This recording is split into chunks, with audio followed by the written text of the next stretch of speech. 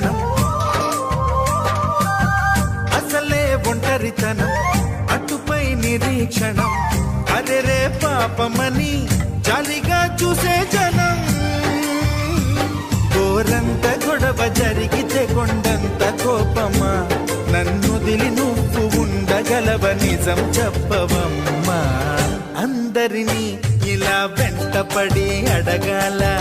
సరదాగా నువ్వే ఎదురైతే సరిపోదా నిద్రపోతున్న రాత్రి నడిగా గుటికి చేరిన గువ్వల నడిగా చల్లగాలి నడిగా ఆ చందమామ నడిగా ప్రియురాలి జాడ